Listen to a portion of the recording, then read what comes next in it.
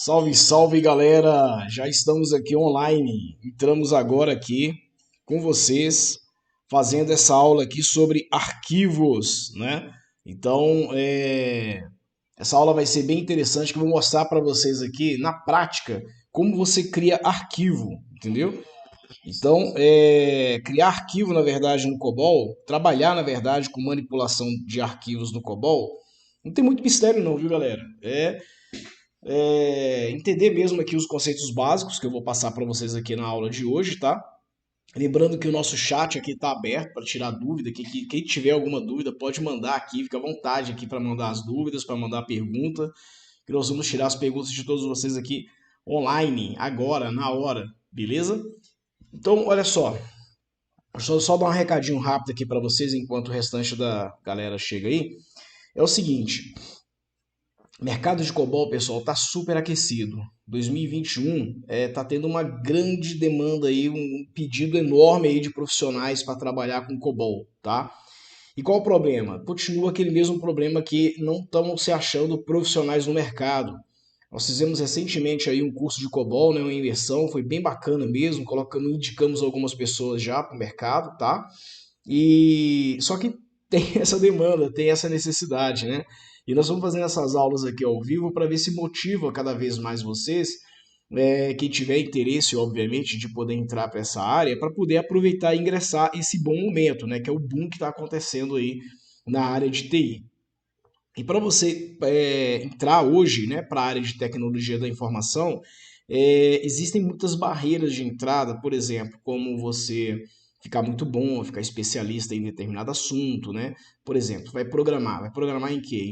Sei lá, em Java, por exemplo, você tem que ter uma noção muito boa de orientação a objeto, tem que conhecer muito bem qual plataforma que você vai desenvolver, se é Java para web, se é Java para micro, se é Java micro edition, se é Java mobile. Você tem que definir, né, exatamente qual a área, subnichar essa área do Java que você vai entrar. E lembrando que tem muitos programadores de Java, inclusive com certificação, né, já assim com a linguagem Java já no mercado, e pagar profissionais, vamos dizer assim, salários de profissionais Java já não está tão bom, não está tão legal quanto era no início dos anos 2000, até 2005 mais ou menos, os profissionais Java eram muito demandados, requisitados, eram caros na verdade, né?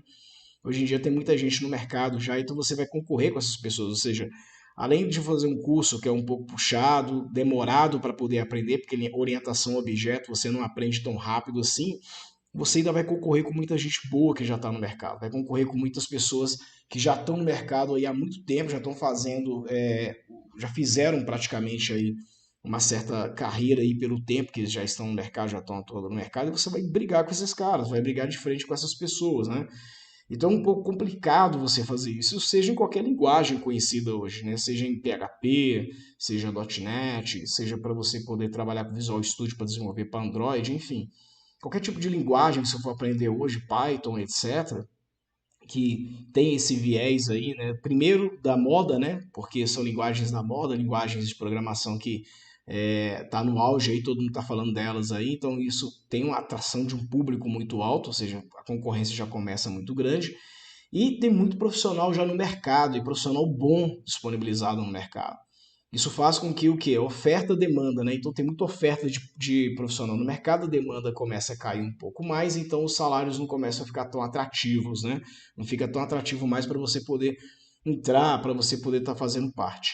Ao passo que, quando você aprende, por exemplo, uma linguagem de programação um pouco escassa, como o COBOL, né? Ele tem essa vantagem dessa escassez aí do COBOL, você se torna uma das poucas pessoas disponibilizadas no mercado para poder atuar com COBOL, para poder estar desenvolvendo aí a sua carreira, né, para poder tá criando aí a sua carreira aí com COBOL. E outra coisa interessante também é o seguinte, conforme nós já falamos em algumas aulas anteriores, o COBOL é muito fácil de poder programar e de poder aprender. Isso não quer dizer que por ele ser muito fácil, qualquer pessoa vai conseguir, ou qualquer pessoa tem afinidade. E não está ligado à inteligência, está ligado ao que você quer, está ligado se faz sentido para você. Então tem muita gente que quer entrar, por exemplo, para a área de TI por causa dos salários, né? O salário é muito bom, é alto, isso atrai pessoas, obviamente. Só que as pessoas entram meio desconectas, elas estão fazendo, vamos dizer assim, um papel dentro da área de TI, mas eles não conseguem se realizar, não conseguem se achar e sentem muita dificuldade. Aquilo acaba virando um martírio para eles, né? Eles ficam, na verdade, por causa do salário, o salário é muito bom, mas para eles é um negócio que não está fazendo muito bem. Então, por exemplo, é gente que é da área de direito, gente que é da área comercial, ou até pessoas da área de humanas, na verdade, né? Então, sendo atraídas para trabalhar com COBOL, por quê? Porque é fácil de aprender, é uma linguagem que tem uma demanda relativamente alta, né? Sempre teve, na verdade, uma demanda relativamente alta. Por profissionais COBOL serem escassos no mercado, essas pessoas acabam se aventurando, acabam querendo aprender COBOL, acabam querendo entrar para poder desenvolver uma carreira e acaba se frustrando, né? Porque a área de TI, pessoal, é como qualquer outra, é que nem a área da saúde, é que nem a área de humanas, é qualquer uma outra área, né? Você entrar só por causa do salário não é uma motivação muito forte para você poder se agradar. É óbvio que dinheiro é uma motivação muito boa, né? Mas você querer fazer uma carreira, né, em determinada área, construir a sua vida numa área só porque ela paga muito bem, então é uma razão muito fraca para você poder se manter lá, entendeu? Então é muito importante ver se faz sentido para você. Essas aulas gratuitas que a gente está fazendo aqui, elas servem, na verdade, justamente para você poder perceber, né? Se faz sentido para você, se você gosta, se você se sente atraído ou atraída para poder entrar para essa área, para poder se aventurar antes de você meter a cabeça, gastar dinheiro, gastar tempo, fazer curso, né? E depois que você entrar, você vê, poxa, não era bem isso que eu queria, não estou muito satisfeito aqui nessa área, não era isso que eu queria estar fazendo, e aí, como é que fica?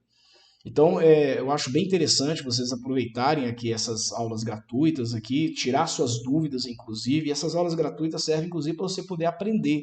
Tanto serve de estímulo, né, para você poder se sentir motivado ou, assim, motivada a estudar, aprofundar um pouquinho mais a linguagem, como até mesmo para poder avaliar se isso realmente é para você, se você realmente se vê nessa área, se você se identifica com isso que a gente está vendo aqui, ok?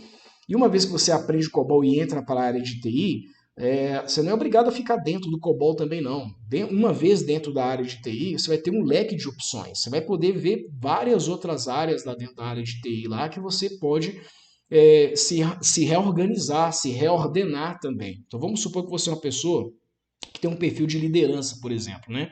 Você é uma pessoa que consegue cativar as pessoas, consegue persuadir para o lado bom, é óbvio, né? Ou seja, dá aquela orientação, passa uma segurança bem bacana para as pessoas, né? Você consegue conduzir muito bem as pessoas a chegarem a um resultado, um objetivo. Isso é um perfil de liderança. Então, se você, por exemplo, tem esse perfil de liderança, você entrando para a TI, por exemplo, através de COBOL, você se identificou, gostou de programar, mas dentro da área de TI você pode verificar também que existem papéis associados à liderança, que é uma coisa muito mais humana, e você talvez possa ter uma afinidade muito maior para poder lidar com a área humana do que com a área técnica. Então, ao invés de você ficar como programador COBOL, desenvolvedor COBOL, você pode desenvolver um perfil de liderança dentro daquela área lá e ser um gestor de equipe, uma gestora de equipe, um gerente de projetos, um product owner, etc. Né? Existem vários papéis de liderança dentro da área de TI que você poderá estar assumindo se você tiver aptidões, obviamente, interessantes, né? Para fazer com que você fique na área de TI, né? Que você se identifique e continue, obviamente, dentro da área de TI, tá claro? E também existem outras opções, um leque de opções técnicas, por exemplo. Eu conheço pessoas que entraram programando, começaram programando, são bons programadores, programam muito bem, desenvolvem muito bem software, e dentro da área de TI eles entenderam uma outra área que existe lá, chamado DBA, Database Administrator, né? Que eles são administradores de bancos de dados, gestores de bancos de dados.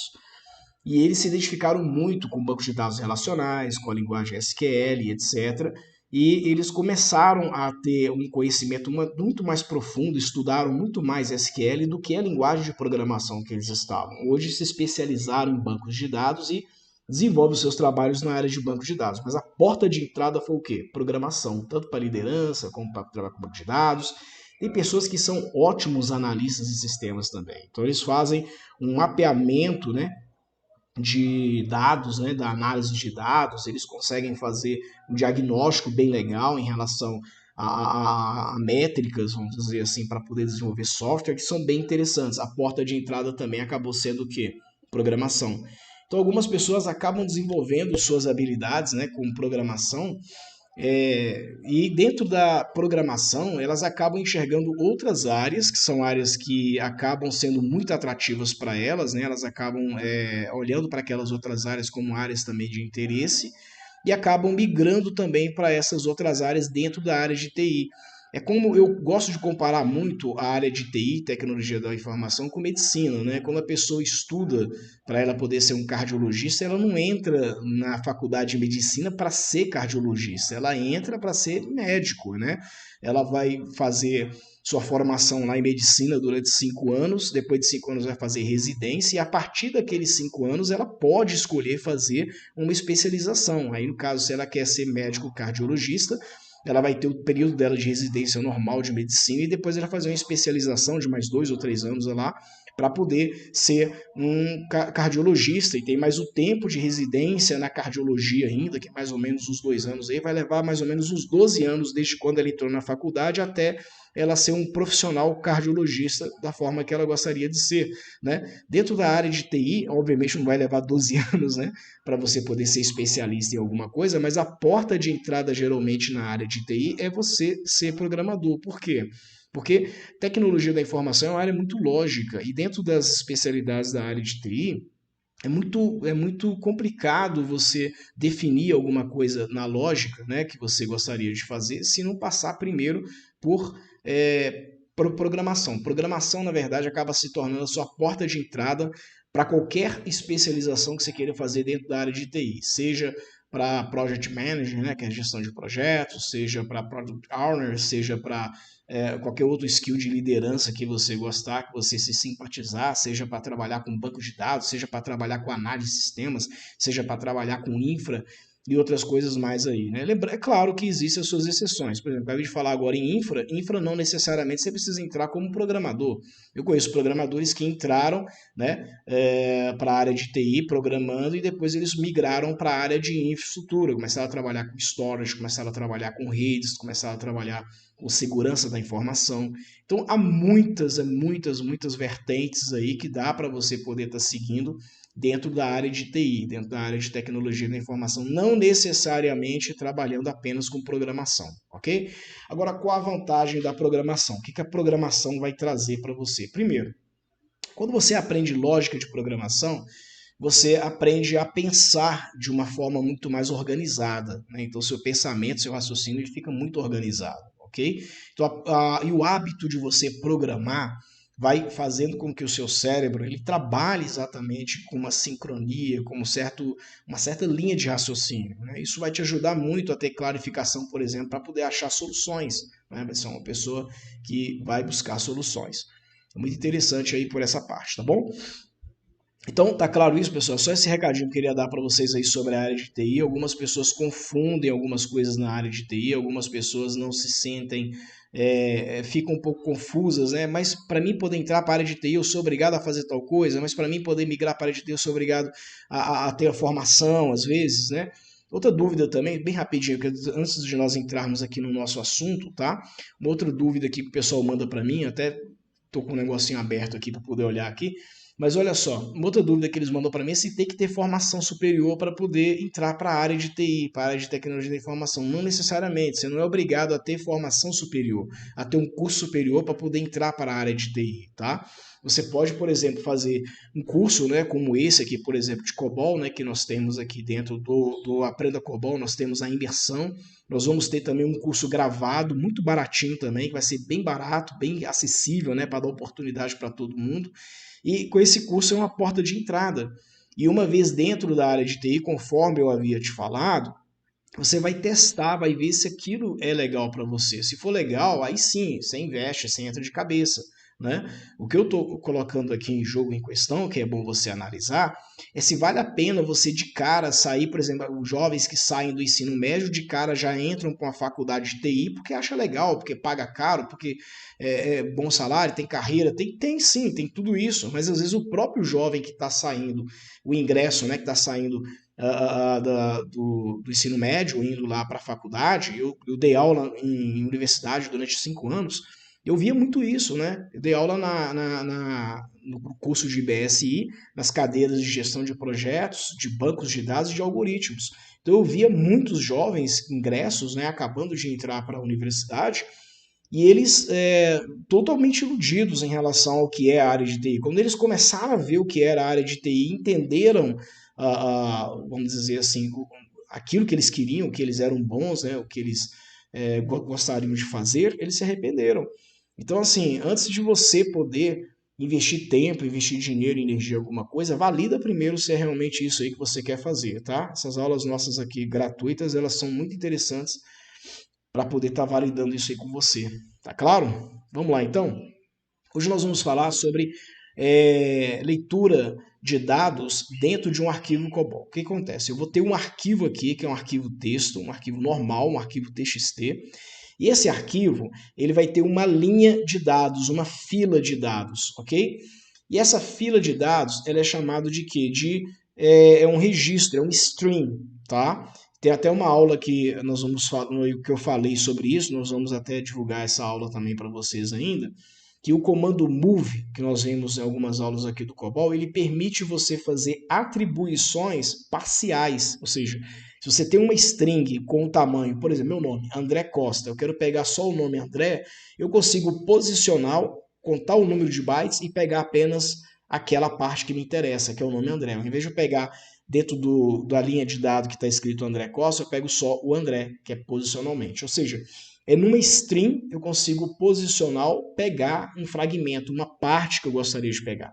Então, dentro do COBOL, na aula de hoje, o que eu vou mostrar para vocês? Eu vou mostrar para vocês um arquivo texto muito simples, tá? Deve ter uns 5 dados dentro daquele arquivo lá, bem simplesinho mesmo, mas é bem didático o que eu quero passar para vocês. Eu não quero entrar em coisa muito complexa, vai ser bem simples mesmo, para mostrar, se eu precisar de fazer uma leitura de um arquivo COBOL, como que o COBOL consegue acessar um arquivo e consegue fazer essa leitura?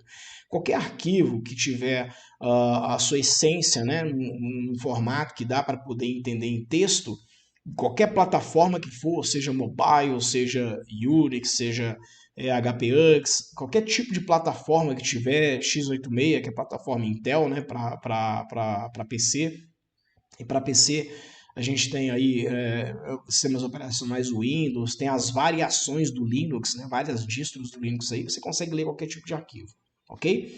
Então, como que eu vou te passar agora aqui, nós vamos entender. Lembrando que nós estamos usando aqui a IDE, né, que é a IDE OpenCOBOL. Essa IDE OpenCOBOL é uma IDEzinha que quem não tiver pode entrar lá no nosso grupo lá do Telegram lá, só falar que não tem a IDE, que nós postamos para você novamente o link. O link está no grupo, mas ele deve estar lá embaixo nas mensagens lá longe.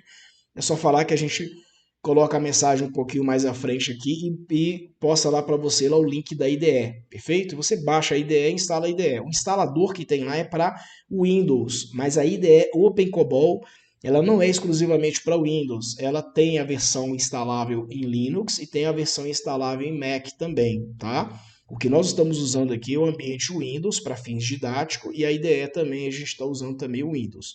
E por falar em Windows, tem uma particularidade nesse arquivo que nós vamos setar no assign desse arquivo e nós vamos colocar um path, um caminho, que é um caminho padrão Windows, ok? Vamos lá, então. Deixa eu abrir para vocês aqui o slide, tá? Vamos lá, agora não é a ideia não, agora é o slide. Pronto. Nesse slide aqui, deixa eu só explicar para vocês aqui sobre arquivos, né? Você tem as divisões do COBOL, como nós falamos, né, algumas aulas atrás aqui, e nessas divisões nós temos a divisão de ambiente, que é a Environment Division. Na Environment Division, tá? Você tem lá Special Names, Decimal Points, Comma, nós já falamos sobre isso, por quê? Porque como estamos no Brasil, né, o separador de casas decimais é a vírgula, então utilizamos a expressão decimal points, comma, né? E dentro da environment você tem uma outra seção também que é a chamada Input-Output Section, que é a seção de entrada e saída. É nela que nós vamos trabalhar com os nossos arquivos. Dentro da seção de entrada e saída, que é Input-Output Section, nós temos aí a File Control, tá? Que é o controle de arquivos, é onde os arquivos são declarados dentro do COBOL. Não é criado, não é consumido, nem nada, é declarado. Vamos fazer a declaração do arquivo. E a declaração de um arquivo, ele tem as suas características, né, de acordo com a forma que eu quero acessar esse arquivo, com a leitura, a manipulação. O que eu quiser fazer dentro desse arquivo, eu vou conseguir fazer de acordo com a forma que eu declaro esse arquivo. Então, nesse exemplo aqui, por exemplo, nós temos aí, ó, select, né, que é uma palavra-chave do COBOL, tá? File name é um nome qualquer, o nome do seu arquivo, você vai dar um nome para o seu arquivo aí, assign to, ou seja, você vai acionar esse arquivo aonde, tá? Ele vai ser lido em disco ou gravado em disco, né? Qual vai ser a forma de acionamento?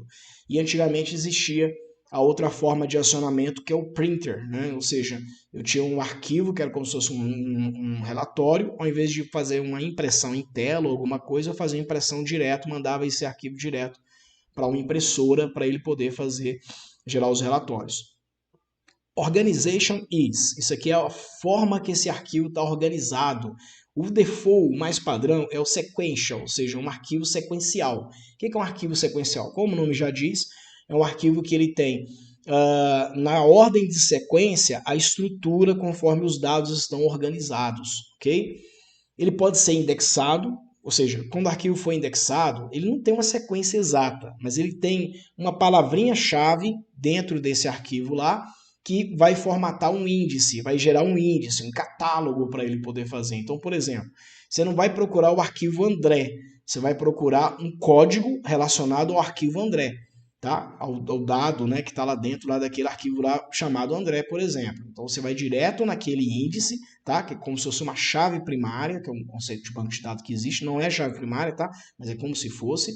E ele, daquele índice, ele já aponta diretamente para o dado que eu quero, independente da ordem que aquele dado tiver. Como o arquivo ele é sequencial, você lê ele primeiro registro até o último registro. Tá? Então, por exemplo, se o registro que eu quero procurar está no meio, eu passo por todos os registros até chegar no meio, que é o primeiro registro que eu quero. Se o arquivo for indexado, eu pego um índice, acho o número referente a ele e pum, caio diretamente em cima daquela posição, onde aquele dado está naquele arquivo. Se ele é line sequential, o que significa? Que cada linha é uma tupla, tá? E naquela linha eu posso ter N tuplas dentro daquela linha. É o exemplo que nós vamos fazer hoje aqui, tá? Não vou usar o comando line sequential, mas a formatação do meu arquivo, ele está como se fosse line sequential. E relativo, ok? Eu posso fazer um híbrido, por exemplo, dessa leitura desse arquivo, tá? Eu posso decidir, dependendo de como esse arquivo tiver, eu posso decidir como é que eu vou ler esse arquivo ou acessar esse arquivo. O modo de acesso, está escrito em inglês aí, access mode is, né? Ou seja, o modo de acesso desse arquivo, ele pode ser o quê? Bom, se eu organizei ele como sequencial, é interessante que o modo de acesso seja o quê? Sequencial, o arquivo está organizado, primeiro para o segundo. Mas eu posso fazer de uma forma aleatória também, né? Posso tratar de um sorteio, de alguma coisa do tipo, uma amostra ou algo assim, então eu posso usar o random, que é a forma que estou fazendo de forma bem aleatória. Ou posso usar também o dynamic, tá? Que eu posso criar uma dependência, por exemplo, para poder fazer esse modo de acesso. Record key is o nome da chave primária. A gente chama de chave primária porque conceitualmente uma chave primária é o seguinte: você tem um arquivo, dentro desse arquivo você tem um registro, 2, 3, 4, N registros, ok? Se você quer garantir que um registro não vai se repetir, você vai criar uma chave primária. O que é uma chave primária? É um identificador único, né? Então ele garante que aquele registro não vai se repetir ao longo da leitura, da gravação, da manipulação daqueles dados lá, tá? Nesse caso, quando a gente fala record key is, eu estou falando de uma chave primária, entre aspas, conceitual. Não é uma chave primária relacional, que é o que existe lá em banco de dados, tá claro? E aqui eu tenho uma outra chave, a gente chama de chave secundária, né? Que lá no banco de dados também tem o mesmo conceito. É uma chave usada mais para relacionamento de arquivos, tá? Então eu posso colocar aqui alternate key is, posso uma chave secundária, uma chave alternativa, né? E eu posso colocar uma condição para se houver um registro duplicado, que é isso aqui, ó, o if duplicate. Então ele permite uma duplicação daqueles registros ali, tá? Um exemplo de chave primária, por exemplo, e chave secundária, né? A gente utiliza muito isso em banco de dados, seria o quê? Seria uma tabelinha de vendas. Eu tenho aqui vendas no meio, eu tenho cliente e eu tenho produto, né? O cliente, ele quer comprar um produto. Ele não compra diretamente o produto, ele passa por venda. E a venda ele pode comprar um ou mais produtos. Então a venda, essa tabela intermediária aqui, ela vai ter uma chave primária dela, que é para registrar a venda, o ID daquela venda, e uma chave secundária, que ela pode ligar um cliente, e uma outra chave secundária para ligar quais os produtos. Né? E esses produtos eu posso comprar mais de um produto. Então, uma chave duplicada ela pode ocorrer dentro da tabela de vendas, porque o objetivo dela não é guardar a sequência de produtos ou a quantidade de clientes, mas é registrar a venda, que é o quê? Que é um casamento entre o cliente que está comprando e os produtos que ele está levando. Isso não é aula de banco de dados, não é aula de chave primária, mas é um exemplo que eu estou dando aqui para ver se clareia aqui um pouquinho, tá? Na aula normal de banco de dados, eu ensino isso aí de forma muito clara, com mais detalhes, com riqueza maior de informação. File status is. Isso aqui eu estou vendo o status do meu arquivo, tá? Eu quero ver se esse arquivo está aberto, se ele está em edição, se esse arquivo está fechado, tá? Eu posso dizer aqui qual é o status do meu arquivo. Vamos adiantar aqui um pouquinho. Né? Conhecer como os dados são manipulados na Data Division, File Section e o Working Story Section aqui. Então vamos pegar um detalhezinho aqui, tá?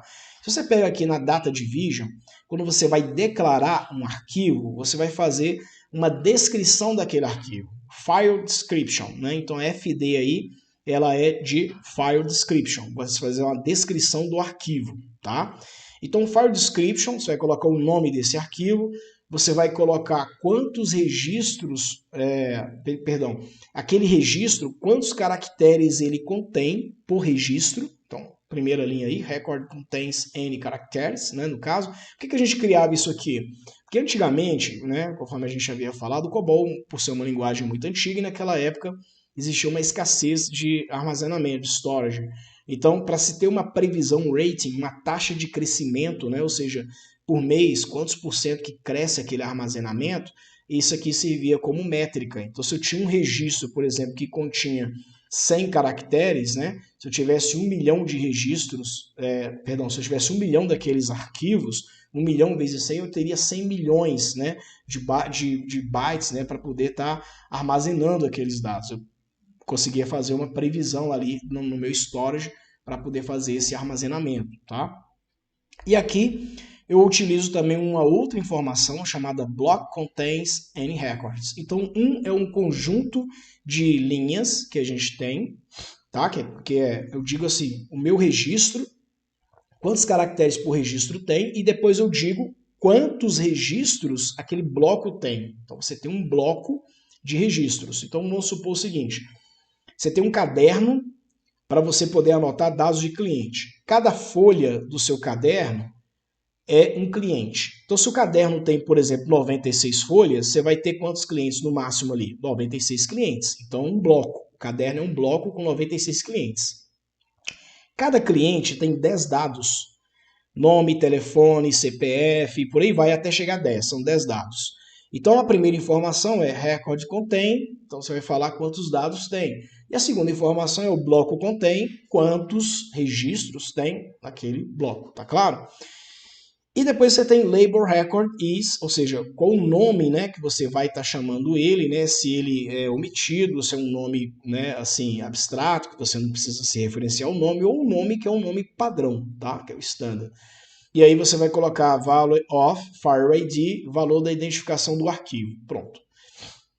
Agora nós vamos descrever os dados que tem dentro desse arquivo, os registros que compõem esse arquivo, ok? Então eu vou criar um grupo de variáveis, que é um grupo chamado aqui, que a gente colocou o nome reg arquivo, não precisa ser esse nome, tá? Isso aqui é só um exemplo, nesse exemplo que nós estamos colocando aqui. E aqui eu vou descrever cada campo que tem dentro desse arquivo. Então, esse arquivo é um registro, e esse registro tem campos. E cada campo eu descrevo como é que vai ser cada campo. Então, o que eu estou dizendo aqui, ó, campo 1 é um alfanumérico de 4 posições, né, pick de x. Vou ter um filler, que é um espaço aí de 5, e depois que eu posso usar para preencher com outra coisa se eu quiser, tá?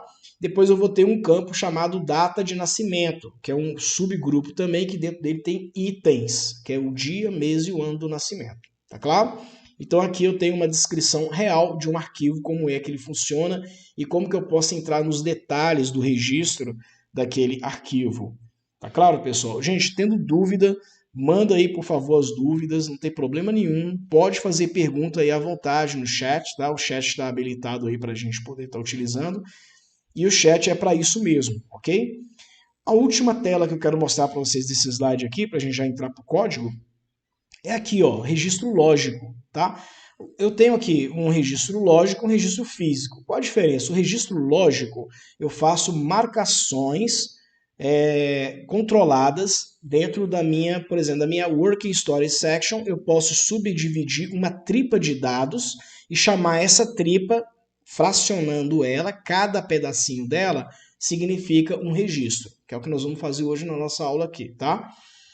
E eu tenho um negócio chamado registro físico. O registro físico é o seguinte: cada linha daquela de gravação refere-se a um dado que eu tenho, a uma informação que eu tenho. Por exemplo, se eu tenho um bloco de registro de clientes, cada linha que eu tenho significa um registro de um cliente.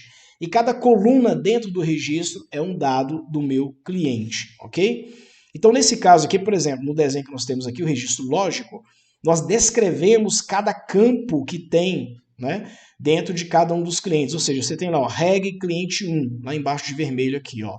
Reg cliente 1, tá? O que esse reg cliente 1 tem? Ele tem o cliente, nome, endereço, sigla, UF, cidade, bairro, etc. Tá? Tem um registro lógico dele, que é a divisão desses dados, né? Ou seja, os campos que compõem esse registro. Eu tenho aqui um registro 2 de cliente, que tem também nome, endereço, telefone para um outro cliente. Eu tenho um registro 3 para um terceiro cliente e assim sucessivamente, ok? Vamos na prática então, vamos ver direitinho aqui como é que isso funciona. Lembrando, galera, o seguinte, ó, é muito importante, tá, que a gente faça essas aulas aqui junto com a IDE, ok? Quem não tem IDE, só reforçando aí, tá? É só falar que a gente posta lá no grupo para você. Essas aulas, na verdade, esse link da IDE, na verdade, já está no grupo já, algumas linhas ali acima, a gente só vai trazer para poder ficar mais fácil para você, beleza? Vamos lá para a IDE? Bora para a IDE então. Então aqui é a nossa IDE COBOL, nós vamos criar aqui um programa do zero, tá? E eu vou vir aqui, ó, New File. Você pode dar um nome aqui para esse programa, nesse caso eu vou chamar prog arc test. T. Vou colocar só assim, prog arc T, ok? Não está aparecendo para vocês aí, tá? Mas tem uma janelinha de criação onde eu coloco o nome do arquivo e eu coloco qual pasta que esse arquivo vai estar, legal? E aqui o que acontece? Ele vai abrir para mim aqui, ó, o meu editor, tá? Eu estou sem mouse aqui agora para poder fazer esse zoom aqui. Eu vou tentar fazer o zoom aqui com esse Ctrl++ aqui. Deixa eu só ver se eu consigo fazer esse zoom aqui, tá? Espera aí só um minutinho. Não está aceitando fazer o zoom, tá vendo? Estou tentando fazer o zoom com o teclado aqui, que eu já tinha testado isso aqui antes no editor. Edit. Para aumentar o zoom para vocês aqui, mas eu não consigo. Eu vou ter que pegar o mouse ali rapidinho ali. Se alguém puder pegar o mouse para mim, por favor, bem rapidinho aqui, tá? Só um mousezinho mesmo, só para poder fazer esse zoom aqui, aumentar essa tela aqui para vocês, tá? Aqui eu não consigo, infelizmente, eu não consigo aumentar esse zoom. Zoom in, deixa eu tentar aqui de outra forma aqui. Vamos ver se eu consigo fazer desse jeito aqui. Também não. Bom, eu pedi pro pessoal ali pegar um mouse para mim ali. Deixa eu só pegar rapidinho aqui.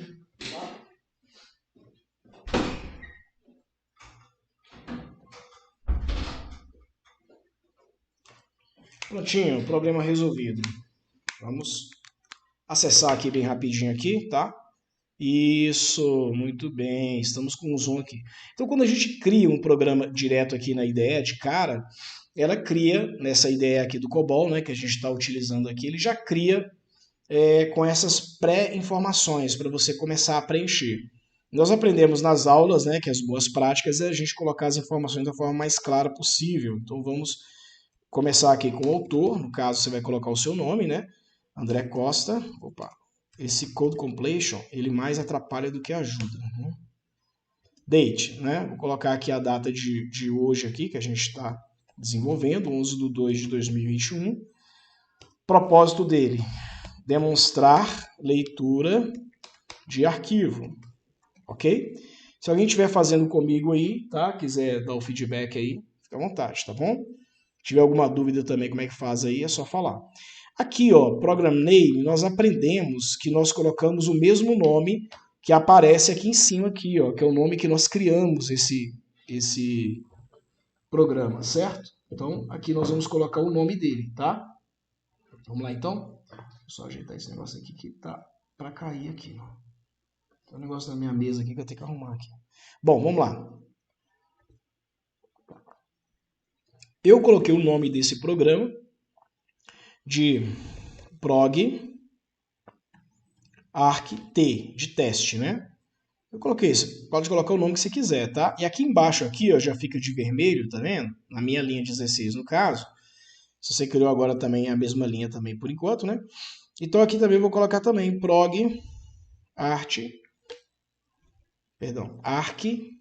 t, de teste, ok? Então tem aqui o mesmo nome, ele já dá clear em cima na parte lá de cima do nome lá, beleza? O que nós vamos fazer aqui? Nós vamos criar um programa, eu vou começar a trabalhar aqui dentro, ó, da File Section. Então nós vamos aqui no finalzinho, aqui, ó, na File Section, e damos um Enter para ele poder abrir aqui uma nova linha.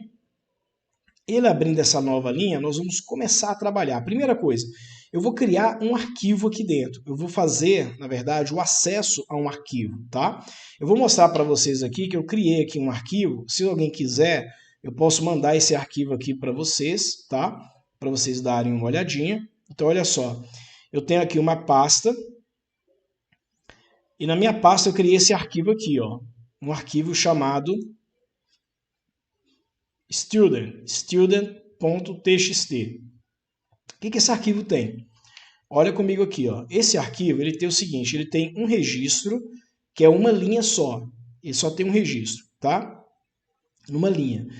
Só que ele não tem... Dá a impressão que é uma linha, que é um registro, né? Mas não. Ele é line sequential. O que é line sequential? Posso ter numa linha vários registros em sequência. Então aqui eu tenho aqui, ó, um número, tá? Eu tenho aqui um nome. Depois eu tenho um número. Depois eu tenho o quê? Um nome, ok? Se eu quebrasse esse arquivo, por exemplo, em partes, eu teria mais ou menos isso aqui, ó. Olha só que legal. O que eu teria? Eu teria esse arquivo nesse formato aqui, ó. Tá vendo? Agora eu consigo ler esse arquivo de uma forma um pouquinho interessante, tá? Porque ele está estruturado, né, em coluna. Agora cada linha, na verdade, é um registro. Agora tá certo, tá certinho, né? Para fins de verificação, certo? Aqui eu tenho um número de bytes. Eu posso contar os bytes que tem aqui, mas eu vou voltar ele de novo para line sequential, para voltar para nossa aula, para me apresentar o que eu gostaria de apresentar para vocês, que é a leitura desse arquivo, como é que ela vai funcionar aqui. Uma coisa que eu vou fazer aqui embaixo para a gente poder entender é o seguinte, olha só, vou até o final daqui desse arquivo, aqui eu vou dar Enter, e olha só, deixa eu só contar quantos caracteres tem aqui, ó, 1, 2, 3, 4, 5. Então veja que o número aqui, ó, ok? Tem 5 caracteres, ó, 1, 2, 3, 4, 5. Se eu vir de novo para o número do próximo, 1, 2, 3, 4, 5, ok? Se eu vir no outro, 1, 2, 3, 4, 5. O que eu estou entendendo aqui? Que eu tenho um campo de 5 caracteres. Depois desses 5 caracteres, eu tenho um outro campo numérico. Numérico não, eu tenho um outro campo alfabético. Né? Vamos ver o tamanho dele? Vamos lá? 10, 20. Pronto. Aqui, ó, ele tem 20 caracteres. Ó. Ele tem um tamanho de 20 bytes. ok? Então, esse campo aqui que tem... Se eu sei que eu tenho um campo que tem 5 bytes e é numérico, e eu tenho um campo que é alfabético que tem 20 bytes, eu já tenho agora os tamanhos, eu tenho agora o descritivo do meu arquivo, né? Eu sei agora descrever o meu arquivo, tá claro? Vamos voltar agora aqui, vou salvar aqui o student, tá? Vamos voltar aqui para a nossa IDE. Outra coisa também interessante é o seguinte, que eu vou colocar para vocês aqui, ó. Olha só, deixa eu só ver se eu consigo setar aqui para vocês aqui, aonde que está o meu explorador de arquivos. Deixa eu ver se eu consigo achar ele aqui, deixa eu ver. Não, aqui eu não vou conseguir achar não. Eu tinha deixado ele fácil aqui para a gente poder entrar nele, mas infelizmente ele não está aqui no momento, tá? Eu vou mostrar aqui para vocês aqui a localização do meu arquivo. Mas tudo bem. Estou no meio da aula aqui, agora não vai dar para configurar isso não. Vamos tocar aqui adiante então. Olha só. Já vi o meu arquivo lá, é um arquivo texto. Eu tenho o nome desse arquivo texto. O que nós vamos fazer agora? Agora nós vamos fazer o acesso para esse arquivo texto, tá? Então eu vou usar aqui a cláusula select, vou dar um nome para esse arquivo na cláusula select e vou fazer o acionamento dele. Então aqui eu vou escrever assim, ó, select. Vou dar um nome para ele, por exemplo, student, que é um nome, né? Pode ser qualquer nome, né? Assign to. Opa, perdão. Student.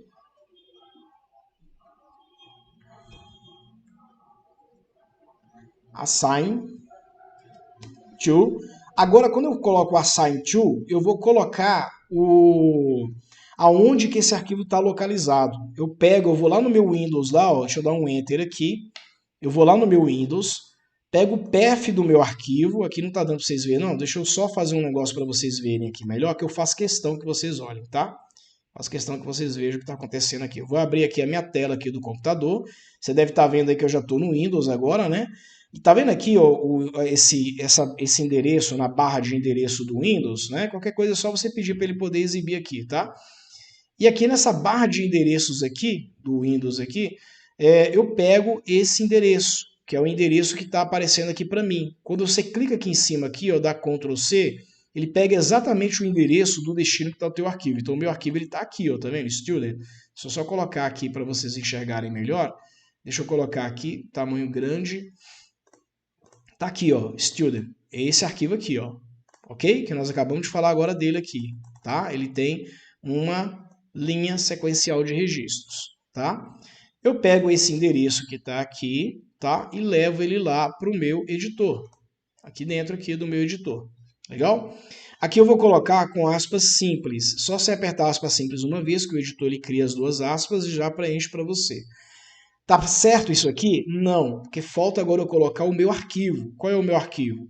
Vou colocar barra e vou escrever aqui o nome do meu arquivo. Eu volto aqui, ó. Venho aqui, você pode, como eu sei o nome do arquivo, eu já posso colocar de uma vez, tá? Então o que eu vou fazer aqui? Eu vou mostrar para vocês aqui uma outra forma que você pode também estar fazendo isso aqui. Olha como é que ela aparece, o nome dele aparece assim, ó, student.txt, tá vendo? Então se você clica aqui, ó, uma vez e clica de novo, ou aperta o F2, tanto faz aqui, ele vai aparecer no modo de edição. Você pode copiar e colar o nome desse arquivo dentro lá do seu editor. Tá claro isso? Deixa eu voltar aqui para a IDE. E aqui nós vamos colocar aqui o nome do meu arquivo, .txt. Pronto, que é um arquivo texto. Tá claro? Então, student.txt. André, tem problema ser maiúsculo ou minúsculo?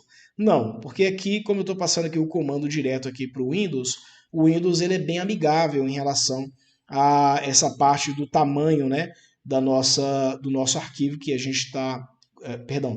do nome do path, do nome do arquivo, etc.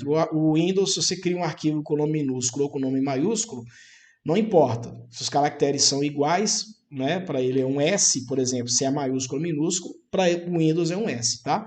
No Linux e no Mac não, tá? Plataformas baseadas em Unix, um S minúsculo é um caractere, um S maiúsculo é outro caractere. Tem essa diferença aí, tá bom?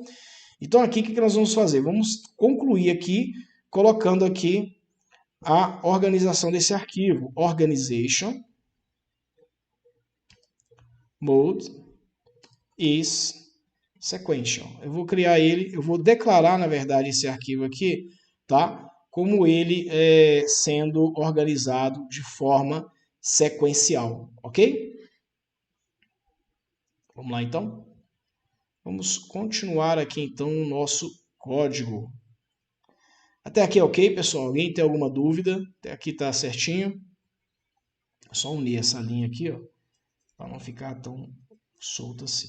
O que nós fizemos aqui agora? Primeiro, nós criamos aqui uma declaração de um arquivo, tá? Dentro aqui da file section, desculpa, esqueci aqui de declarar para vocês aqui uma coisinha aqui, ó. File control. Por quê? Olha só o que vai acontecer. A seção de arquivos, ela tem vários tipos de controles. Se você não diz que esse cara está dentro da sua file control, tá? O que vai acontecer? Ele não vai entender que isso aqui é um arquivo, tá? Que você precisa de poder, que você está fazendo esse acesso a esse arquivo. Então você tem aqui data division, você tem que ter a file section dentro da data division. Perdão, gente. Deixa eu só fazer um negócio aqui rapidinho aqui. Pera, calma. Tá faltando aqui a environment division e a input output section. Vamos fazer aqui, ó. Pera aí. Na data division, vamos pegar esse cara aqui. Só para poder ficar mais fácil para a gente poder entender aqui, vamos fazer o seguinte. Vamos jogar esses caras todos aqui em cima, aqui, ó. Program ID, certo? Depois do Program ID, que você tem lá o programa, você tem que ter o seu ambiente, tá? É porque que acontece? Como a IDE, essa IDE, ela já cria um programa padrão, né? Vamos dizer assim, de forma padrão, ela desconsidera as outras divisões que o COBOL tem, que não são obrigatórias. Mas, como eu vou trabalhar com arquivos, eu preciso sim de ter essas declarações dentro do meu ambiente. Então aqui, por exemplo, eu vou precisar de declarar aqui, antes de qualquer coisa, a Environment Division. Environment Division. Ok? Por quê? Eu estou trabalhando com arquivos, eu tenho que dizer qual ambiente que eu estou trabalhando, né? Ou seja, que plataforma que você está utilizando. Então isso é muito importante, na verdade não é importante, é mandatório quando você estiver trabalhando com arquivos, tá? Aqui você vai, dentro da Environment Division, como nós vimos lá, nós temos a Input Output Section, que é a seção de entrada e saída. Você tem que declarar a Input Output Section, ok? Depois que você declarou a Input Output Section, aí sim você vai colocar File Control, que é o controle de arquivos, e determinar o restante aqui da criação dos seus arquivos, ok? Então aqui eu vou tirar esse cara daqui. File Control, tá aqui. Perfeito, organização, Data Division, depois da Data Division. Aí eu vou colocar agora, deixa eu só matar essa linha aqui. Vou colocar agora a File Section. Perfeito? Bom, se vocês estiverem me acompanhando aí ao vivo até aqui, tá? Vejam como está o código de vocês aí, tá? Tá errado aqui. A palavra organization. Aqui, ó. Organization mode e sequential, ok?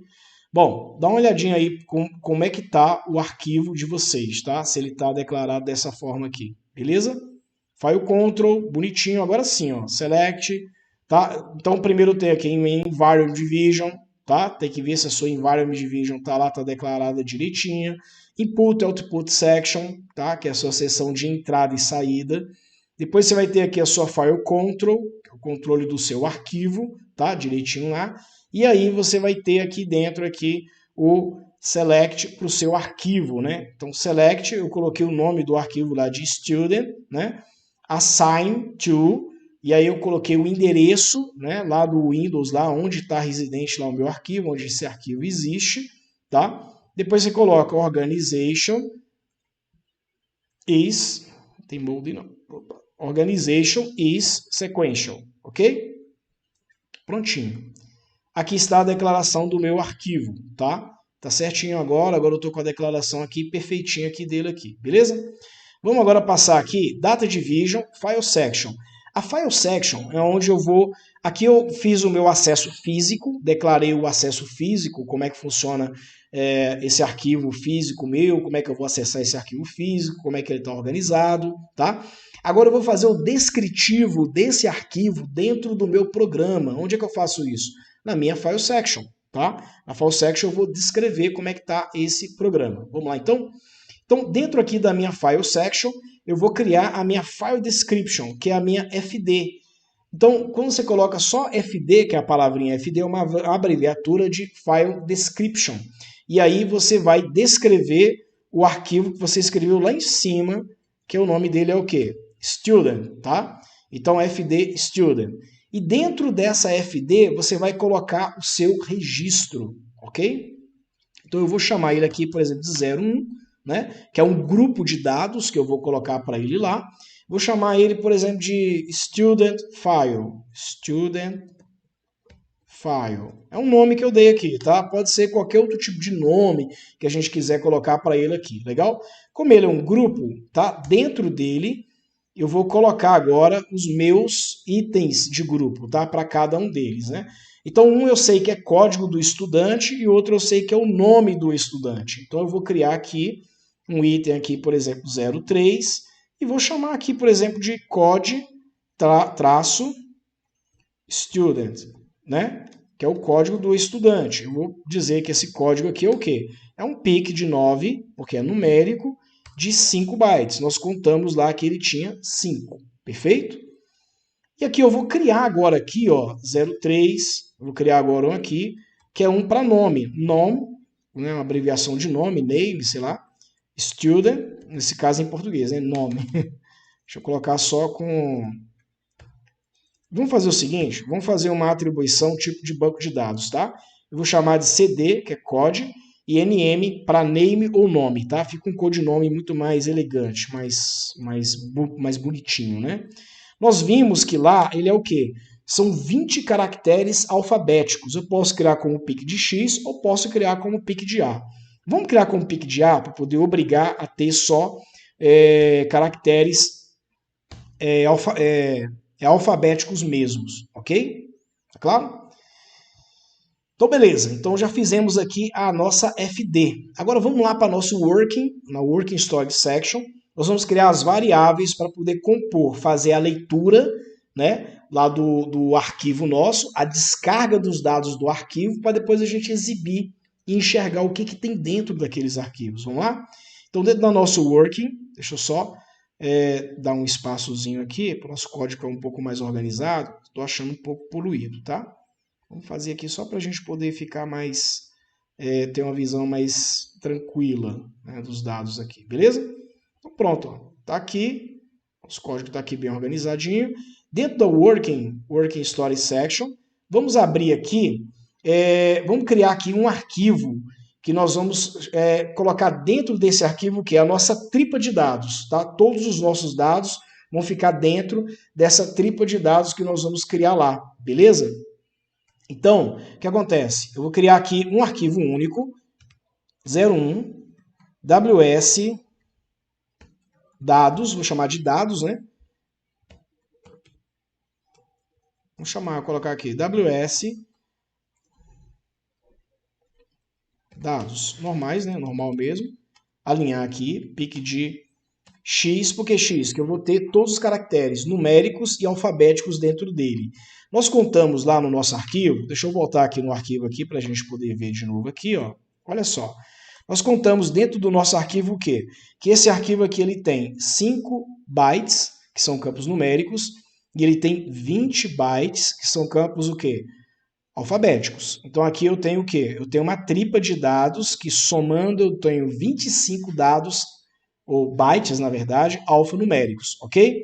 Então se eu tenho 25 alfanuméricos, eu tenho exatamente o tamanho que esse campo tem, né? Que eu vou ter aqui, beleza? Então vamos voltar aqui para a nossa IDE e vamos programar exatamente com o tamanho de 25. Então PIC de X de 25, tá? Que é o tamanho máximo que eu vou ter lá dos meus bytes. Tá claro até aqui, pessoal? Então, olha só, eu vou startar isso aqui já com value spaces. Por quê? Porque quando eu criar isso aqui, eu não quero nenhum lixo na memória, tá? Apontando para esses dados aqui. Agora eu vou fazer uma coisa bem interessante. Agora eu vou fazer uma redefinição desses dados, colocando eles dentro de nomes adequados, tá? Para mim poder fazer um ajuste bem melhor, né, desses dados aqui. Então eu vou criar aqui 01, filler, porque eu não quero dar nome de arquivo, não vou atribuir nenhuma variável, né, nome de variável aqui dentro, não vou fazer nenhuma atribuição para essa variável. Eu vou utilizar esse espaço para redefinir o de cima, né, que é o meu WS dados, tá? Então eu vou chamar de filler e vou pedir para ele fazer uma redefinição, filler, e vou dizer para ele redefinir o meu de cima lá, o WS redefines WS dados, pronto. Quando eu falo para ele poder fazer essa redefinição do meu WS dados, agora embaixo eu posso colocar exatamente o que eu estou redefinindo, tá? Então eu vou colocar aqui embaixo aqui, no nível 03, eu vou criar uma variável chamada WS CD student, que é o código de estudante. Ele é o quê? Pique de 9 de 5. Pronto, criei um primeiro campo aqui para ele poder atribuir. Então ele vai quebrar os primeiros 5 bytes que ele lê de cada registro e vai colocar dentro dessa variável que eu chamei de CD estudante. Dentro da NM, CD estudante não, student, né? Dentro da NM student, eu vou fazer a mesma coisa. Eu vou fazer aqui pique, na verdade, de A, no caso, né? Eu posso fazer de X também, não tem problema nenhum. Mas como eu declarei lá em cima, lá na minha FD aqui, ó, como pique de A, eu quero usar o mesmo tipo de padrão. Eu não sou obrigado a usar, tá? Eu posso usar o X, mas só porque eu quero, só por capricho de código mesmo. Legal? Pronto. O que nós fizemos até aqui? Vamos fazer um estudo de caso aqui. Até aqui nós fizemos o quê? Nós fizemos a declaração básica aqui do programa nosso, colocamos aqui para que esse programa serve, quem criou, qual foi a data. Configuramos o nome do programa dentro do Program ID e lá no final lá aqui do programa, do End Program. Então ficou igualzinho. Isso é básico para fazer. Dentro aqui, tá, do arquivo físico, da parte do arquivo físico, onde tem aqui, ó, File Control, tá? Eu criei, antes do File Control, ele não trouxe para mim o File Control, o Input Output Section e nem o Environment Division. Então eu tive que criar a divisão de ambiente aqui dentro. Descrevi dentro vou até separar aqui um pouquinho, tá? Dentro da divisão de ambiente, descrevemos aqui a seção de entrada e saída. Pegamos aqui o File Control e declaramos aqui o nosso arquivo físico dentro da File Control. Perfeito. Agora, no descritivo dentro do código, eu entrei na File Section e criei o meu File Description, que é o descritivo dele, tá? E disse que isso aqui é um arquivo de estudantes que tem um código e tem um nome. O código tem 5 posições numéricas e o nome tem 20 posições alfanuméricas. Até aqui tudo bem, pessoal? Vão me dando feedback aí, pessoal, se tá legal, se tá ruim, se tá bom, se precisa ser mais lento, mas enfim, tá? Vão me ajudando aí, tá? Para mim ver se eu tô muito rápido. E por fim, o que eu fiz? Eu vim aqui na Working Historic Section, que é na nossa área de variáveis, criei uma variável, tá? Para pegar o conjunto de dados que eu preciso, e eu quebrei esse conjunto de dados em item de dados, um item de código e um item de nome, tá claro? E declarei o tipo de dado de cada um deles, um para ser numérico, que é o código, e o nome para ser alfabético. Perfeito. Então até aqui nós já fizemos essa declaração. Agora, como eu vou trabalhar com arquivos, eu preciso de controlar o status daquele arquivo, né? Esse arquivo está aberto, esse arquivo está em leitura, esse arquivo está fechado. Eu estou na posição inicial, na posição final desse arquivo? Não sei. Então eu vou criar uma variável auxiliar só para me ajudar no controle disso. Então eu vou criar um nível aqui que é o 77, que é um nível bem aleatório. E vou criar uma variávelzinha, vou dar qualquer nome para ela aqui. Vou chamar ela de end of file, tá? WSLF de end of file, né? De fim de arquivo. e vou falar que essa variável aqui, ela vai ter um byte só, pick de A, tá? E ela vai só valer espaço, value space. Ok? Já vou resetar ela já de cara no ato dessa criação dela aqui. O que essa variável vai fazer? Ela vai testar para mim se eu estou no final do meu arquivo, né? Ou seja, eu vou começar a fazer um read, eu vou criar um loop para ler esse arquivo meu, e cada leitura que eu faço, eu testo se eu estou no final do arquivo. Se eu estiver no final do arquivo, eu sinalizo nessa flag aqui, ó, nessa variável, que é uma flag, tá? Que eu cheguei no final do meu arquivo, ok? Agora nós vamos para brincadeira, nós vamos agora para Procedure Division, que é onde tudo vai acontecer. Toda a arte, toda a nossa lógica vai acontecer na Procedure Division, ok? O que nós vamos fazer aqui na Procedure Division? Primeira coisa que eu vou fazer, eu vou abrir o meu arquivo, tá? Então nessa abertura, eu vou abrir esse arquivo para ler, apenas para leitura, certo? Então nesse main procedure aqui, ó, eu vou aproveitar esse main procedure que está aqui e vou escrever aqui o comando meu de abertura, open input, ou seja, eu estou abrindo esse arquivo só para mim poder estar lendo, student. Então, beleza, fiz uma abertura aqui do meu arquivo. Agora eu vou fazer um loop utilizando o perform, né? Nós não tivemos nenhuma aula de looping ainda, depois eu vou gravar com vocês uma aula de looping para mostrar como é que a gente faz um looping com o perform until, explicando em detalhes. Mas aqui eu já vou usar o looping já, perform until, com uma condição, né, de saída. Perform until significa faça até que, né, uma condição seja verdadeira. Então eu vou fazer um teste aqui, tá? Vou escrever assim, ó, perform until, faça até que o quê? Uma condição. Eu criei uma variável chamada ws end of file, né? WSLF, e eu vou testar se essa variável é igual a uma condição que eu quero colocar. Por exemplo, igual a, sei lá, f de fim, né? Fim do arquivo, por exemplo. Por que um fzinho só? Porque é só um byte. Eu criei essa variável aqui, ó, só pick de A. Ela só cabe um byte, tá? Se eu quiser colocar mais, mas é desnecessário, não precisa. Então eu vou testar ele até que ele seja fim de arquivo. Então o que ele vai fazer? Então faça, enquanto ws for igual a y, ele vai fazer o quê? Até que ele seja igual àquele cara, o que ele vai fazer? Ele vai fazer uma leitura para mim no meu arquivo de estudante. Então, e vai descarregar ele. Então, vai fazer read, né? O quê? Ele vai ler o meu arquivo, né? Que é o arquivo student, tá? E vai descarregar o que ele lê dentro de um grupo de dados, ou seja, de uma variável que eu tenho que vai conter todos os registros que esse arquivo está lendo, né? Só que ele vai colocar o quê? De arquivo, de registro por registro.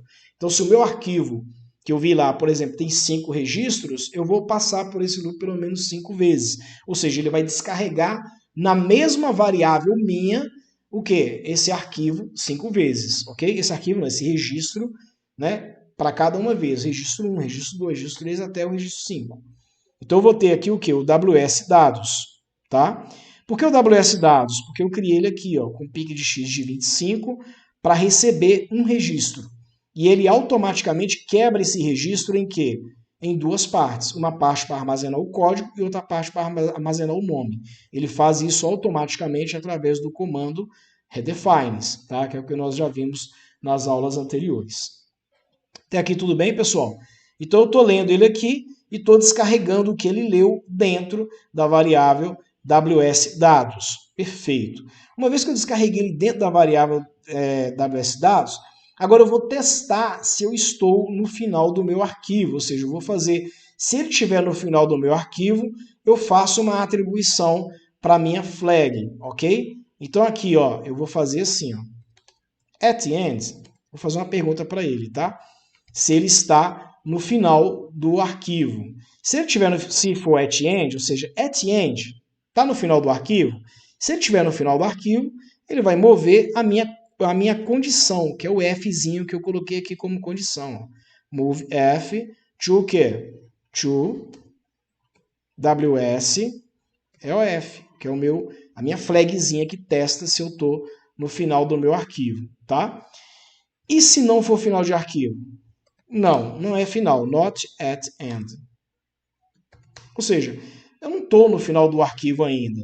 Então o que você vai fazer? Eu vou pedir para ele poder, se ele não estiver no final do meu arquivo, eu vou aproveitar esse displayzinho aqui, ó, que é um comando que tem aqui de Hello World. Ao invés de fazer o Hello World, o que eu vou fazer? Eu vou imprimir o que ele está lendo. Então o que eu vou fazer? Eu vou imprimir aqui o meu WS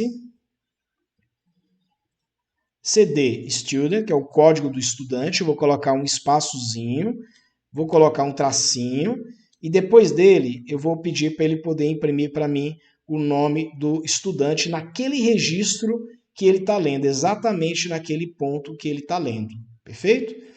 Aqui eu fecho o loop, alinhado aqui com o meu read, vou colocar aqui end read. Ok? Então assim, estou fechando aqui o meu loop dele aqui, não preciso desse ponto aqui agora nesse momento. E aqui eu vou colocar um end perform, para poder dizer que eu estou no meu final. No final do meu loop, tá? Para poder fazer. Terminei. Agora eu vou fechar o meu arquivo, porque eu dei um open aqui em cima, aqui no meu arquivo aqui, ó. Tá vendo aqui? Open input, né? Então agora eu vou fazer o close dele, antes de eu sair. Close, e vou colocar o nome do meu arquivo, qual arquivo que eu estou fechando, e saio do programa. Stop run, ele vai sair do meu programa. E aqui, end program, perfeito, tá? Teoricamente, eu já estou com o meu programa pronto. Meu objetivo aqui era o quê? É imprimir o que tem dentro do meu arquivo, é listar o que está dentro daquele arquivo, tá? Então, com isso aqui, o que eu faço? Eu abro o meu arquivo, estudante, criei um loop com uma condição da minha flag ser igual a f. Leio o meu arquivo de estudante e descarrego dentro de uma variável que vai ter todos os registros, e essa variável automaticamente ela quebra esses registros em campos. Tá? Nesse caso eu tenho só os dois campos, que é código e nome. Ele testa, tá? Se eu tiver no final do meu arquivo, ele vai atribuir f para minha flag, que é a minha condição de saída. Enquanto não for final, ou seja, não é o final do meu arquivo, ele vai mostrar o registro que ele leu naquele momento. O código, me dando o código, me dando o nome que ele leu naquele momento, ok? Aqui eu finalizo a leitura do arquivo, read, e aqui eu fecho o meu loop. Aqui eu finalizo a instrução do meu loop. E aqui embaixo aqui eu faço o fechamento do arquivo quando ele chegar no final, ou seja, quando ele chegar no final, né, ele vai mover f para essa variável, vai testar, vai ver que essa variável é f, ele vai sair. Saindo, ele fecha o arquivo e sai do meu programa com o comando stop run. Tá claro até aqui, pessoal? Legal? Agora, faltou o quê? Faltou salvar e compilar. Vamos compilar isso aqui, vamos ver se compila. Perfeito, compilou, não gerou nenhum erro aqui para mim, né? Vocês devem estar observando aí, ó. Compilation Success Output. Aí ele me deu aqui a saída do programa e me gerou aqui um executável. Lembrando que eu estou usando plataforma Windows, por isso que eu coloquei C2 pontos, barra invertida, aquele path todo lá do Windows. Clico aqui no verdinho e vou lá. Tá aí a nossa saída, né? Perfeito, ó. Imprimiu o código 1, imprimiu um espaço, imprimiu o tracinho, imprimiu o espaço e o nome do primeiro. Código 2, espaço, nome do segundo, terceiro, quarto, quinto. Perfeito, funcionou legal. Vamos voltar lá no nosso arquivo, tá? Só para a gente ver uma coisinha aqui. Olha só. Deixa eu voltar aqui no nosso arquivo texto. E vamos acrescentar aqui, por exemplo, depois da Esther, chegar aqui no finalzinho da Esther, tem que ter o espaço, tá? No final da Maria Esther, vamos criar um sexto cliente aqui, um sexto estudante, perdão. 1, 2, 3, 4, 5, que é o código 6, certo? Então, 5 espaços por causa do meu código que eu tenho lá, que eles são 5 bytes. E aqui eu vou inventar um nome aqui de alguém aqui, tá? Fulano de tal. Legal, fulano de tal. Só que esse fulano de tal aqui, ele tem que ter 20 bytes, não é isso? Quantos que tem aqui? 1, 2, 3, 4, 5, 6, 7, 8, 9, 10, 11, 12, 13. 14, 15, 16, 17, 18, 19, 20. Completei os 20 com espaço, tá? Salvo esse arquivo texto. Nós voltamos lá na nossa IDE, perfeito? E vamos rodar agora o programa para ver o que acontece. Não precisa de compilar de novo não, tá? É só clicar para rodar aqui e pronto, ó. já trouxe aqui o número 6, fulano de tal. Tá claro, pessoal? Legal? Então, assim, isso aqui foi só um exemplo para fins didáticos, para poder explicar para vocês a manipulação de arquivos em COBOL. Ela é relativamente simples, tá? Só que depende muito do ambiente que você está acessando. Por exemplo, no caso do grande porte, como o mainframe, você não precisa colocar barra invertida, que diretório que ele está. O mainframe, o que ele assume? Ele assume o seguinte, ele cria o binário dele dentro de uma área, ele tem uma área própria específica que é configurada lá pelo pessoal que cuida lá do grande porte, você não se preocupa com isso, tá? E essa área que o binário ele é criado é uma área também acessada, é uma área comum que é acessada, tá? Por arquivos, dependendo da permissão que esse programa que o binário tem, ele vai fazer o seu acesso. Se for em ambiente Unix, dependendo da configuração da environment, né, do ambiente que ele tiver configurado, ele vai ter também a sua forma de acesso. Como no nosso teste para fins didáticos, eu estou querendo mostrar para vocês aqui os comandos COBOL para isso. Nós fizemos um reforço de variáveis, vimos aqui um acréscimo que nós precisamos de fazer dentro do código, né, para poder ter lá a configuração do ambiente.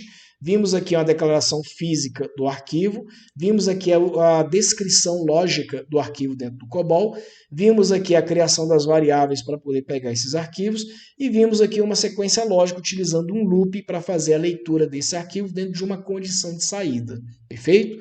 Enquanto essa condição não fosse, vamos dizer assim, verdadeira, ele imprimia cada registro que tinha lá, quebrando automaticamente com redefines, que nós já tínhamos visto em aulas anteriores. Pessoal, tudo bem até aqui? Tá claro? Alguma dúvida? Deixa eu olhar no chat aqui. Por enquanto, ninguém postou nenhuma dúvida. Eu acho que já deve estar tudo ok. Deve estar tudo legal aí para vocês. Lembrando, pessoal, que COBOL realmente é uma área altamente demandada, tá? Então, o mercado precisa de programadores COBOL. Os salários são muito bons, mas eu vou reforçar o que eu falei no começo dessa aula aqui para vocês. Não vai iludido pensando no salário, tá? Testa primeiro se isso faz sentido para você. Vê primeiro se essa área de tecnologia é realmente para você, se trabalhar com programação é realmente para você. Se essa aula ficou um pouco acelerada para você, se essa aula ficou um pouco corrida, se você não entendeu muita coisa, volte nela várias vezes, olhe outras aulas que eu tenho.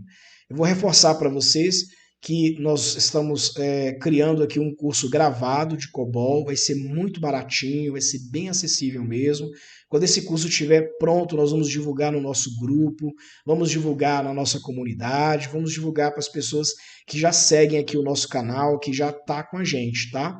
Então, vocês vão ter condição de poder adquirir o curso gravado aí. É um custo muito, mas muito baratinho mesmo. As aulas você pode ver várias vezes, durante quantas vezes você quiser. E não se preocupe que o curso está sendo gravado numa riqueza de detalhe muito grande. Então, se você chegou até aqui essa parte de arquivo, André, mas eu não entendi o comando move, eu não entendi como é que faz uma leitura sequencial de um arquivo, eu não entendi uma atribuição posicional, eu não entendi como é que faz um looping, né? Eu não entendi direito esse negócio do redefines. Não se preocupe que nesse curso está tudo gravado lá, tá tudo direitinho. Nós não lançamos ainda esse curso, mas ele vai sair aí no valor, acho que de R$ 97, R$ 98 reais. Ele vai ser bem baratinho, vai ser um custo bem legal mesmo, tá? Se você tiver interesse, pode postar aqui nesse vídeo aqui, né, se você tiver interesse. Se tiver no nosso grupo, tiver interesse também, nós vamos dar prioridade também para quem é da nossa comunidade, tá? E se você tiver interesse, obviamente, além de estar dentro da nossa comunidade, né, você vai receber aqui em primeira mão o primeiro acesso aí a esse curso, tá? Vai poder acessar ele quantas vezes você quiser, tá? Até um ano você tem acesso livre a esse curso. André, mas esse curso vai me capacitar para o mercado de trabalho, vai me capacitar para aprender COBOL? Com certeza, tá? Com certeza ele vai te ajudar muito em relação a isso. É um curso, por ele ser gravado, ele vai ser poder entregue em larga escala, não vai demandar do professor ficar, que nem ocorre com as nossas imersões, né? Nós vamos fazer uma imersão agora mais para o meio do ano.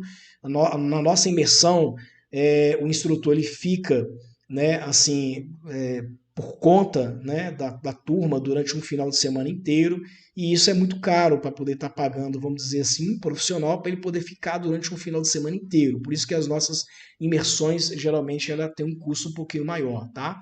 E quando a gente fala de curso gravado, ele fica mais fácil dá para poder ter uma escala um pouquinho maior e a gente consegue trabalhar um preço muito mais em conta, muito, mas muito mais convidativo mesmo. Custa o quê? 5% do valor, tá bom? Então, muito obrigado, gratidão por terem ficado comigo até aqui, agradeço de coração aí a atenção de vocês, qualquer dúvida que tiver pode postar na nossa comunidade, pode postar no nosso grupo, essa aula vai ficar salva, vai ficar gravada também lá no nosso canal do YouTube, pode colocar também na nossa aula. Um aviso aqui, tá, que eu fui informado que essas aulas que nós estamos fazendo aqui, que estão sendo gravadas no YouTube, não vão ficar por muito tempo no YouTube, elas vão ficar no ciclo de 30 dias, depois elas são tiradas. Então eu recomendo que você assista antes que as aulas saiam do ar, beleza? Gente, gratidão mais uma vez, muito obrigado por terem ficado até aqui. E nós nos encontramos aí na próxima aula, tá? Permitindo Deus, querendo Deus, estaremos juntos aí na próxima aula. Beijo no coração e até lá!